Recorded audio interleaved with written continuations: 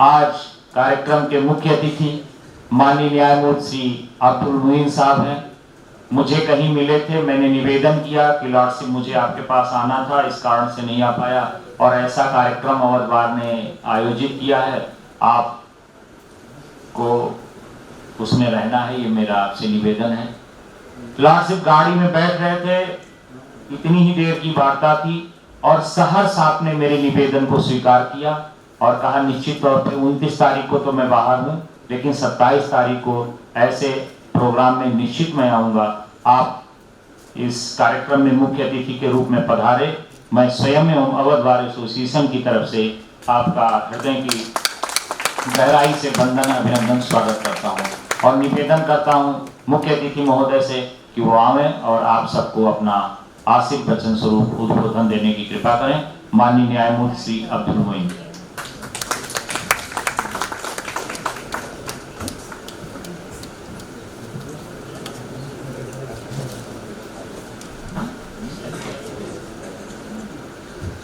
Justice Subhash Vidyarthi, justice Jasvir Singh, इनके Seth senior advocate, doctor R S Pandey senior advocate, Malhotra young senior advocate, Pandit S Chandra the president of the bar always with a smiling face, Mr. Tiwari secretary, vice president Mr. Sharma, and the young lawyers sitting out here. कई बार तिवारी से हमने कहा, या जो भी और उनसे पहले सेक्रेटरी थे, कि भाई लॉयर्स अपियर हो रहे हैं, इन लोगों कहीं कोई ट्रेनिंग होती है नहीं होती है। इत्तफाकन थर्सडे और फ्राइडे को कोई मैटर था, वकील साहब बड़ी देर बहस करते रहे, कुछ अजीबोगरीब उनकी बहस थी। हमने इरिटेट होकर पूछा, हमने कहा कहीं चेंबर ज्वाइन किया आपने? तो सब नहीं। 2018-19 से वो प्रैक्टिस कर रहे थे। From day one he was senior on to himself. और जो बहुत चीज हमने उनसे पूछी थी, तो वेरी बेसिक थिंग जो आज थे वो उनको नहीं आता पता था, because he didn't attend the chamber. हमने चलिए एक मिनट के लिए फॉरगिवेबल है that you don't attend a chamber, but one thing that you can always do is, आप कोर्ट आ रहे हैं, जा रहे हैं, आप कॉरिडोर में आप चल रहे हैं, आप किसी सीनियर को पकड़ लीजिए, उनसे पूछ लीजिए सर वैसा ये मसला है, उसमें बताइए क्या कर सकते हैं। And I don't think any senior would ever refuse to answer your query. आप लोग यंग लॉयर्स बराबर अपियर होते हैं, कभी कभार आप, हमारी आदत है थोड़ा तेज काम करने की। तेज काम हम इसलिए नहीं करते हैं कि हम पीछा छुड़ाते हैं, तेज काम इसलिए करते हैं that I sometimes don't look at a lawyer. I usually tend to see the litigant sitting right at the back of the court. वो किस उम्मीद से कोर्ट आया होता है कि साहब आज शायद उसका मुकदमा हो जाए, आज कुछ ना कुछ ऑर्डर हो जाएगा। वकील साहब लगे होते हैं, ठीक उनका काम ही है, but then I often say, हमारे से तकरीबन शायद हम रोज ही कहते होंगे, हाँ please don't waste time, please could you come to the crux of the issue कि है क्या अल्टीमेटली। हमारे जितने पहले वक्ता रहे हैं सभी ने कुछ ना कुछ पॉइंट्स बनाए हैं। Basically I would say that basically reiterating those points, but with a few additions here and there. I was jotting down the points with the help of the pen which brother Vidyarthi gave me, a very fine pen of his. खोल के भी उन्होंने दिया, हम बंद नहीं कर पा रहे, फिर बंद भी उन्होंने किया। Such a fine pen. What Mr. Mehrotra has said regarding the lawyers is punctuality. आप लोग हमेशा पंचुअल रहिए to the court, don't come rushing. हमारे जनरली होता है, सभी देख चुके होंगे, हमारे यहाँ जरूरत ज्यादा फ्रेश फाइलिंग होने लगी है। पता नहीं क्या लगता है, ज्यादा जरूरत ज्यादा पॉपुलर हो गए, क्या हो गया, बहुत ज्यादा फाइलिंग हो रही है। अक्सर कहते हैं साहब थोड़ी कम कर दीजिए। अब उसमें होता है कि लेफ्ट ओवर में आया, अब लेफ्ट ओवर में वकील साहब लौट के नहीं आ रहे हैं, क्या हुआ साहब, तो अभी कोर्ट ही नहीं आए हैं, जेल में फंसे हुए हैं साहब, बना कोर्ट में फंसे हुए हैं, लेफ्ट ओवर हमारा फिर लिस्ट में चला जाता है, बट वो भी हम एज फ्रेश करके भेजते हैं। But that usually happens 99% of the time because the lawyer is not there. Please be punctual, you always be there. और जो हम आपसे बात कह रहे हैं, इट्स नॉट अक्सर हम कोर्ट में ये कहते हैं कि आप वकील साहब ने कोई बहाना बनाया, कुछ किया, हमने साहब ये शायद भूल जाते हैं हम डायरेक्ट एलिवेट नहीं हुए, हमने यहाँ प्रैक्टिस की है। जितने आप बहाने कर चुके हैं उससे और शायद ज़्यादा ही हमको उससे ज़्यादा ही बहाने मालूम है और उससे ज़्यादा कन्विंसिंग तरीके से हम कहते थे। तो बहाने ना क्या करिए, जो है बता दिया करिए। तो one thing that you all should stress on is punctuality. सबसे बड़ी चीज जो हम तकरीबन रोज कहते हैं, which is be truthful to the court. ईमानदारी से बताइए जो है, आपने डॉक्यूमेंट नहीं लगाया, don't let the court reach to that point कि भाई कहाँ है डॉक्यूमेंट, वो दिखाइए। आपने नहीं हिसाब लगाया, अभी शायद थर्सडे फ्राइडे की बात होगी कुछ रिगार्डिंग सम एज टू और समथिंग। आजकल इतनी ज्यादा हम लोग शादियां कराते हैं, अक्सर हम कहते हैं कि सर इतने तो शायद पंडित तो मौलाना भी ना कराते हैं, जितने रोज हम लोग शादियां कराते हैं, प्रोटेक्शन करते हैं। उसमें उनका व्हाट वी सी इज कि साहब एडल्ट है या नहीं है, शादी है नहीं है। सुप्रीम कोर्ट से कि भाई we not even go to the validity of the marriage, adults हैं, कंसेंटिंग एडल्ट्स हैं, living together, please grant them protection. It is as simple as that. उनसे हमने पूछा एज प्रूफ कहाँ है लड़की का, भेज देते ना, वो भी बड़ी देर बाद हमने 15 पन्ने पढ़ते होंगे तब एज प्रूफ, क्योंकि नोट्स नहीं बनाते। लड़के कहाँ था, कहाँ है, पन्ने पलट रहे हैं। हमारे पास तकरीबन 1-1.5-2 मिनट पन्ने ही पलटते रहोगे ना साहब, एज प्रूफ कहाँ है बताइए जल्दी। फिर पलटते रहे साहब, वो लगाना भूल गए। हमने अच्छा आपने एज कहाँ लेके चलिए जी बता दिए, सब वो भी नहीं है। हमने देखिए कितनी गलत बात आप करते हैं। आपसे हमने पूछा एज को, हाँ ईमानदारी बताया साहब, रह गया। हमने या तो आपकी अपने पिटीशन ड्राफ्ट नहीं की है, और या तो आपको ही पता नहीं कि क्या हो रहा है। Both the things you are at fault. आप लगा देंगे, हमने देखिए आप ईमानदारी आपने नहीं लगा, बताया साहब नहीं लगाया, will file a supplement case and this happens at least 2 or 3 cases every day. आप आइए, द कोर्ट ट्रस्ट यू, आप ईमानदारी से बता दिए जो चीज है। अब जजमेंट है, कहाँ है, लाई नहीं है, क्यों नहीं लाए हैं? और आप लोगों के पास जो एडवांटेज है, let me tell you, when we entered the profession in my chamber, कुछ उस पर जजमेंट ढूंढना होता है, एक किताब निकाल के हम लोग देखते हैं, उससे पीछे इंडेक्स होता है। आप लोग बताइए नहीं वो इंडेक्स क्या होता है। एक किताब निकाल करके, एक वॉल्यूम निकाल के हम लोग इंडेक्स से पढ़ते थे कि क्या है। वी वर वेरी थैंकफुल, कभी वो डाइजेस्ट आ जाती थी, that used to be great. शायद एलसीडी की 3 साल या 4 साल में एक डाइजेस्ट करती है। अंदाजा लगा ली कितनी किताबें खींचनी पड़ती है देखने के लिए। आपके पास तो you got the law at your fingertips, including India कानून। अरे इंडिया कानून चलिए नहीं चल रहा, उसमें जाके इक्विवेलेंट साइटेशन देख लीजिए and Live Law. Let me tell you, court आते वक्त तो वापसी में हम लाइव लॉ पढ़ते हुए जाते हैं। जब हम पढ़ सकते तो आप नहीं पढ़ सकते।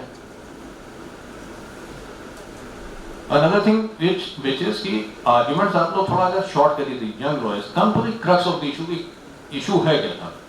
समटाइम्स उतना ही sufficient होता है court, because we basically we are overloaded with work, we are rushing through the cases, but rushing not to the extent we ignore things. No, हम लोग रश इसलिए कर सकते हैं थोड़ा एक्सपीरियंस गैदर कर लिया हम लोगों ने। So don't take us on right. Crux of the issue बताइए साहब, ये इशू है और लेट है ना, here the judgment to that effect. हर चीज के ऊपर जजमेंट आपको बताएं मौजूद है, हर चीज के brothers Gujarati pointed, brother Jasvir Singh pointed out, almost हर चीज के ऊपर the law is not silent और for everything you got a case law. चलिए नहीं है, there is logic, what doesn't appeal to logic obviously can not be law. This is one thing that senior taught me when I entered the profession. ये साहब जो आप argue करने जा रहे हैं, जो आप बताने की कोशिश कर रहे हैं, अगर it is not sounding logical, it can't be law, it is very simple. Logic के हिसाब से आप चलिएगा, आपको लॉ नहीं मिल रहा। Marshalling of facts is very important. Generally हम ये देखते हैं किसी के पास नोट्स बने हुए नहीं होते हैं, आप कहीं कुछ पूछिए वो पन्ना पलट ही रहे होते हैं, वो भी फूक लगा के फूकना लगे कम से कम। एनीवे, पर नोट्स आप बना लीजिए, शॉर्ट नोट्स बनते हैं हम लोग राइट टिल माय एलिवेशन। और इवन नाउ अगर कोई इम्पोर्टेंट मैटर होता है, आज तक उसमें आधे पन्ने के नोट्स बने होते हैं, initial number, page number, paragraph number, उसमें साइड में बना होता है। Hardly takes 2 minute, 4 minute, 5 minute, 10 minute, 15 minute लगेंगे आपको, अच्छी फीस लिए आप लोग बैठे हुए हैं। It hardly takes a minute, 2 minutes, 3 minutes to prepare the notes. That counts a lot. Court भी कहती है हाँ ठीक है, जो आप प्रिपेयर करती मैटर। पूछा आपने, हाँ बताइए कहाँ लिखा आपने, हाँ पन्ने पलट रहे, 15 पन्ने की पिटीशन, उन्होंने 20 मिनट लगा दिए उसको पढ़ने में, पता ही नहीं क्या हो रहा है। Please marshal the facts, marshal the your notes, उसके बना के आइए। केस लॉ जैसा हमने आपको बताया, for everything as a case law नहीं है, लॉजिक के हिसाब से चलिए।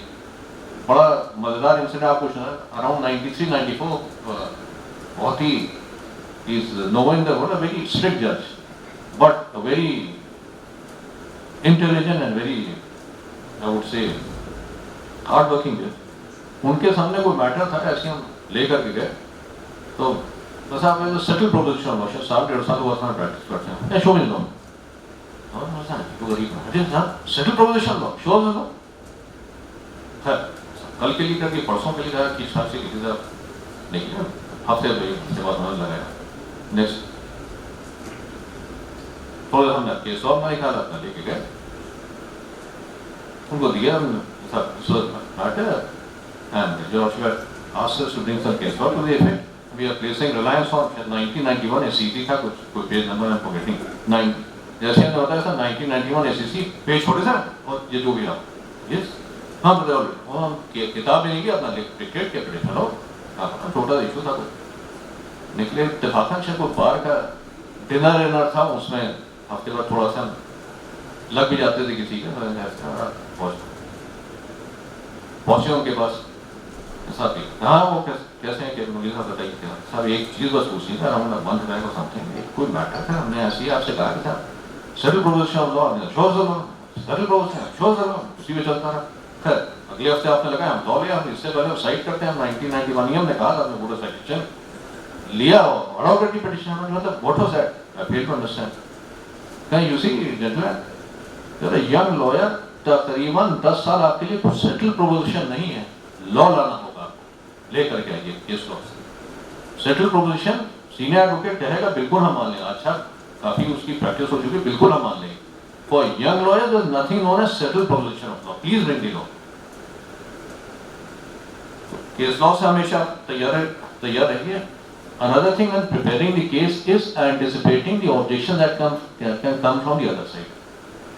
आपने अपनी पिटीशन तैयार की, मान अपना बड़ा सजा धजा के आप लेकर के आए, बढ़िया से फॉन्ट और खूबसूरत से हो, but you fail to understand what objection can come from the other side. इसको जो आप ही लोगों के बीच में हम लोग कहते हैं खोचा का प्रोजेक्ट इसके ऊपर, तो we used to be prepared for the खोचा कि क्या आ सकता है, we used to anticipate that, prepare करते थे हाँ इसमें क्या आ सकता है बताइए, हम लोग 2-3 वकील थे साथी, इसमें क्या आ सकता है वहाँ खोचा, चलिए इसमें जल्दी निकालो यार, इसमें कुछ ना कुछ निकाला जाए, इसमें हम लोग निकाल के जाते थे। जस्ट एश्योर्ड अपनी हम लोग बहस करते थे, उधर क्या ऑब्जेक्शन आ सकता है, we used to be prepared for that. उधर से आया immediately we used to have the case law to that, ये इस तरह नहीं, ये इसमें already technical, so be anticipate the objection that can come from the other side. Always have a very pleasing demeanor. आप कोर्ट में appear होइए मुस्कुराते हुए, सामने आपके प्रेसिडेंट साहब को कहेंगे, इनको हमेशा हमने जनरली मुस्कुराते हुए देखा है, केस है जिधर भी जा रहा हो कोई उससे मतलब नहीं है, वो अपना मुस्कुराते हैं, आप डिस्टर्ब नहीं करिए, तब भी अपना मुस्कुराते सरे जाते हैं, अपना चले जाते हैं। प्लीज हैव वेरी प्लीजिंग डिमेनर, मुस्कुराइए अपना है तो ये आपने you did your best for the client, you tried your best, that's it. जितनी बाकी क्लाइंट दुश्मन थे व्हाटएवर जो था उसके साथ होना, but always have a very pleasing demeanour. Be respectful to your colleagues and your adversary. अक्सर हमने देखा कि वहाँ उधर बहस हो रही, जहाँ सरकारी वकील साहब जो भी ऑपोजिट पार्टी बताना शुरू किया नाराज हो जाते हैं, यहाँ देखा सर अरे भाई हमने कुछ जरूरी होना कि वो जो बता रहे हैं वो आपके खिलाफ ही बता होता था, आपके फेवर ही कुछ बता रहे हैं, सुन तो लीजिए, उतनी तो पेशेंस रखिए। Always be respectful to your adversary and your colleagues. Honesty to your client is one of the things. The client आपके पास अपना मुसीबत लेकर के आता है, अपनी डिफिकल्टी लेके आता है, अपनी परेशानी लेकर के आता है, आप उसको समझिए। जैसे शेर साहब ने कहा था, आप उसको ईमानदारी के साथ बताइए कि भाई देखिए आपका मुकदमा कहीं ना कुछ बन नहीं रहा है, कुछ नहीं है। बाद में क्लाइंट जो कहेगा साहब नहीं ठीक है चलिए आप कर दीजिए फोन पे, otherwise you please give him a good advice as to whether there is anything in the matter और नॉट। हम तकरीबन अगर 50, 60, 70 मुकदमे कर रहे हैं, 10 मुकदमे तो हम बेसिकली मेंटेनेबिलिटी पे खारिज कर रहे हैं। हम कहाँ चले आ रहे हैं? सीआरपीसी है, उसमें कहीं ना कहीं कोई प्रोविजन दिया हुआ है, उठा करके आप लैंड रेवेन्यू एक्ट भी मैटर्स ऑफ फौजदारी में खींच के लिए चले आ रहे हैं। हम नहीं बन रहा, कहाँ इसमें चले, वहां आपको जाना चाहिए। At least 10 petitions a day which are dismissed, कि आप गलत फोरम में चले आ रहे हैं। लेकिन क्लाइंट ट्रस्ट यू, वो अपनी परेशानी आपके पास ले करके आ रहा है, आपका दायित्व है, आपका कर्तव्य है, it is your responsibility to guide him properly. ठीक है, बन रहा है, आप उसको लीगल जामा पहना के लाते हैं and to the best of ability. अब वही वकील साहब को हमने टोका, हमने साहब आपने क्यों नहीं बताया इसमें जा सकते हैं साहब, यहाँ 2 शब्द सारे हमने 2 शब्द तो सारी पावर है हमें, but then we can exercise that power provided you got no the other remedy is not here circumstances honorable supreme court ne kaha this on 226 direct entertainment, apart from that we can't do it and we start entertaining it, there's no end to it। तो please जो आपके पास client है always advise him correctly, जो legal Jama जिसमें आप पहना सकते हैं उसे ही पहनाइए, सब में ना उसको पहना दीजिए। वन थिंग दैट यहाँ भी कही गई थी which I would say हम लोग या आप लोग बड़ा इम्प्रेस हो जाते हैं, सीनियर हैं, इतनी फीस कमांड करना है, इतनी ये करना है, वो करना है। One thing that I would tell you, अपनी आप स्टैंडिंग बनाइए, अपनी आप प्रैक्टिस बनाइए, अपनी आप फेयरनेस के हिसाब से बनाइए। बड़ी मुश्किलों से इज्जत बनती है and it hardly takes a second for that इज्जत टू गो। बड़ा अंग्रेजी का प्रिंसिपल है, you can command respect, you can not demand it. कई ऑनरेबल जजेस रहे हैं जिनकी आज भी उतनी ही इज्जत होती जिस वक्त वो थे कुर्सी के ऊपर बैठे हुए, because they command and that respect, never demanded respect from them, and that goes to the lawyers also. अक्सर एक लॉयर होता है साहब, आप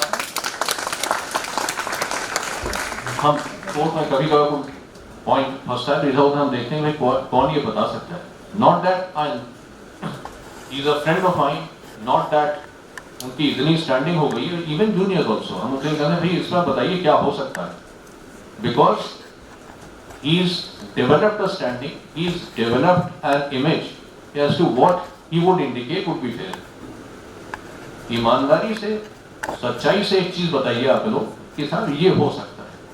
B truthful to the profession, be truthful to the client, be truthful to the court. As a lawyer, you should understand you are first an officer of the court. You should always understand that. आप लोग हमेशा पहले officer of the court है, then you are a lawyer, then you are representing your client or you are opposing the other side. Always be fair to the court, be fair to your client. मेहनत करिए, there is no shortcut to success. हमारे senior साहब ने हमारे senior को बताया था जब पढ़े, और वही सीनियर हमारे सीनियर ने हमको कमेंट किया कि जब आप प्रोफेशन में एंटर करिए 2 लाइनें आपको दिखाई देंगी।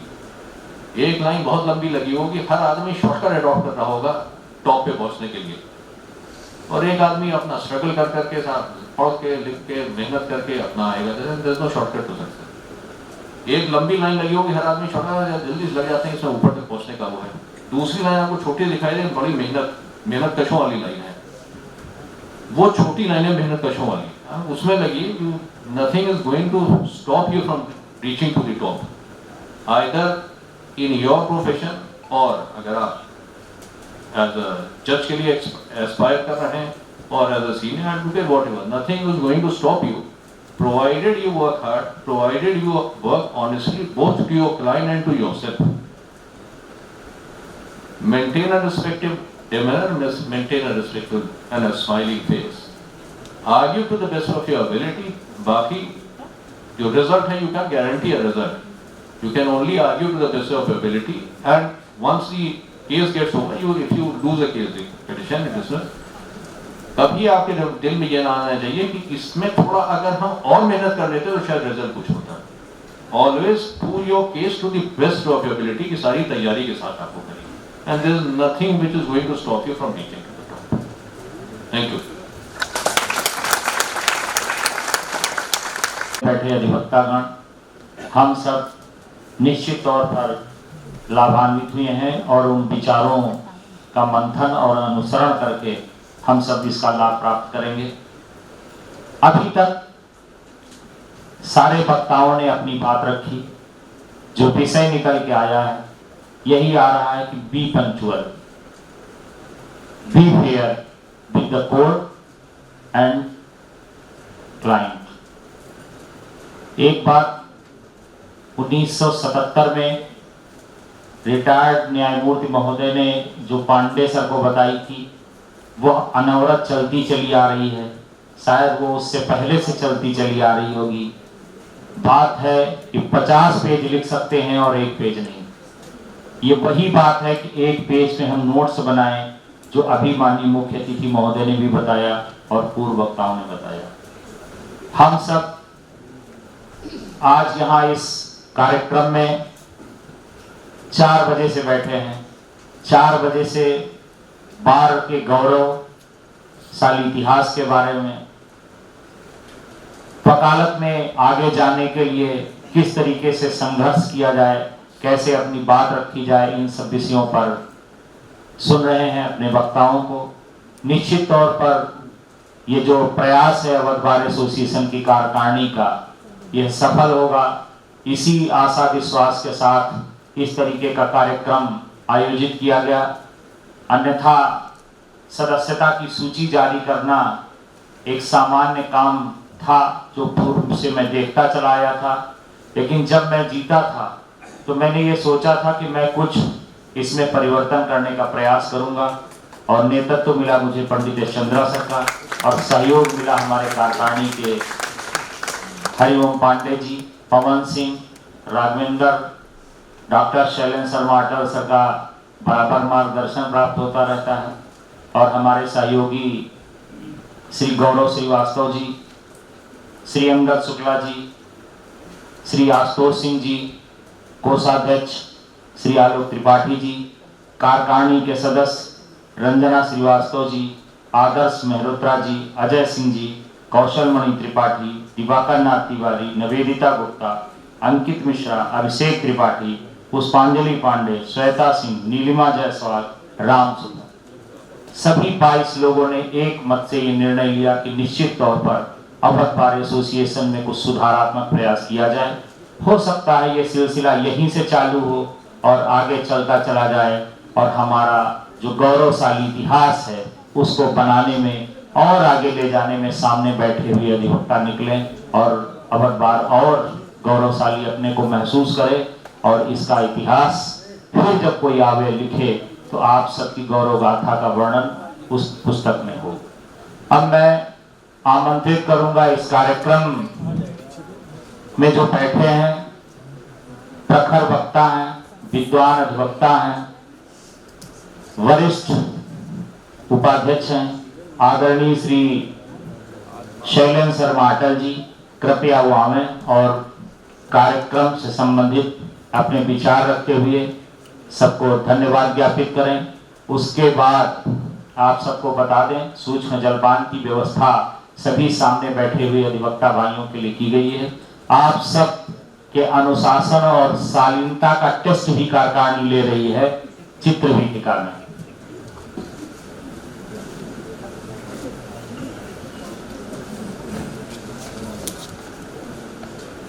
माननीय मुख्य अतिथि महोदय ने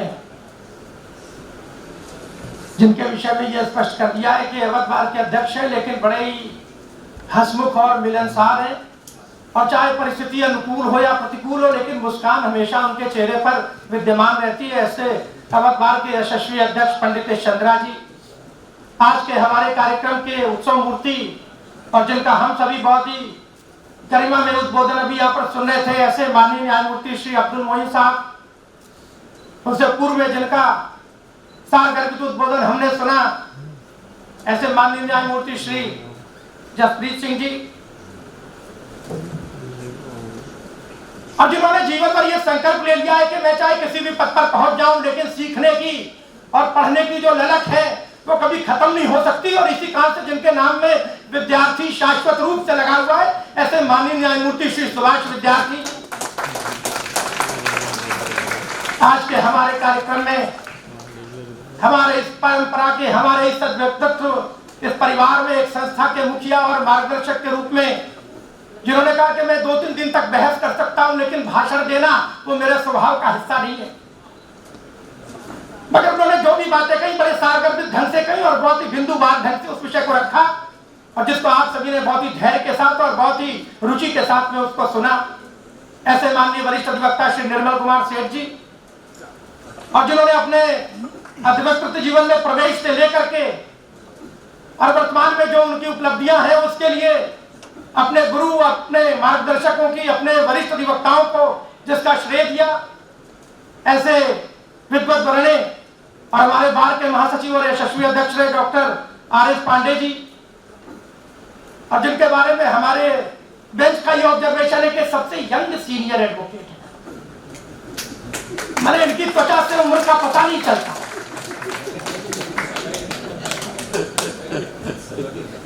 और इन्होंने कहीं पर उम्र को कहीं पर कैद करके रखा है। वो घर की मेज पर कोहनी टिकाए बैठी है, थमी हुई है वही उम्र आजकल लोगों, ये रोशनी है हकीकत में एक छल लोगों के जैसे जल में झलकता हुआ महल लोगों। तो ऐसे हमारे वरिष्ठ अधिवक्ता श्री गौरव मेहरोत्रा जी इस पूरे कार्यक्रम की योजना रचना में जिनका बहुत महत्वपूर्ण योगदान है और बहुत ही तन्मयता के साथ में इस कार्यक्रम का संचालन, संयोजन और समन्वय करने के लिए जो सदा अहर्निश लगे रहते हैं, ऐसे हमारे बार के यशस्वी महासचिव श्री ललित किशोर तिवारी जी, आज के इस द्वितीय सत्र में जिन्होंने पूरे संयोजन का काम बड़ी जिम्मेदारी से किया है, ऐसे श्री पवन सिंह जी, और हमारे सामने की कुर्सियों पर बैठे हुए हमारे अवध बार की गौरवशाली परंपराओं की योगी विरासत के उत्तराधिकारी, ऐसे हमारे विद्वान अधिवक्ता बंधुओं। मैं जब यूनिवर्सिटी में चुनाव लड़ता था तो मैंने उस समय अपने जो पोस्टर छपवाए थे तो उसमें मैंने अभिमन्यु का चित्र लगाया था और मैंने उसमें एक पंक्ति लिखी थी। मेरा दिल कर रहा है मैं आज उसको यहाँ पर पढ़ लूं। छत विक्षत पड़े थे नारे फिर उगने लगे हैं, टूटकर खंडित हो गए थे जुलूस फिर उठने लगे हैं, ऐसे में अच्छा हुआ पुत्र अभिमन्यु कि तुम पैदा हुए। मैं तुम्हारा पिता तुम्हारी अधूरी शिक्षा के लिए उत्तरदायी हूं, इसलिए आज अपने सारे अधिकार विसर्जित करता हूं और यह चक्रव्यूह जैसा देश तुम्हें समर्पित करता हूं। हमारी अपेक्षा तो आपसे बहुत है और हम ये चाहते हैं कि आपका आचरण, आपका व्यवहार बड़ा ही आदर्श हो। लेकिन हमने जिस कालखंड में अपने वरिष्ठों का पाथेय प्राप्त किया वह समय कुछ और था। आज के परिवेश में अच्छा दिखना ज्यादा जरूरी है, अच्छा होना जरूरी नहीं है। आज के जीवन दर्शन की महत्ता नहीं है, जीवन शैली की महत्ता है। पैसा कमाना है, पैसा आना चाहिए, पैसा कैसे आ रहा है इसकी कोई आवश्यकता नहीं। धन के आधार पर सम्मान खरीदा जाए और सम्मान के आधार पर सत्ता को प्रभावित किया जाए, और ये वर्तमान का संकट है। हमारे समय में मूल्यों की व्यवस्था थी, value based politics, value based judiciary, value based society. मगर अगर हमारे पड़ोस वाले घर में अगर कोई बड़ी लग्जरी कार आ जाए तो हमारे घर के लोगों को उनके पेट में दर्द होना शुरू हो जाता है। पड़ोसी के घर में तो ये आ गया है, तुम क्या करते रहते हो? मतलब सारी उपलब्धियों का मानदंड इस पर है कि भौतिकतावादी व्यवस्था में सभी लोग घूम करके रह गए। आपका दोष नहीं है। आपने कभी चरण स्पर्श करने के लिए कभी विद्यालय में कोई दबाव नहीं आया आप पे, आपको संस्कारों के लिए किसी ने प्रेरित नहीं किया।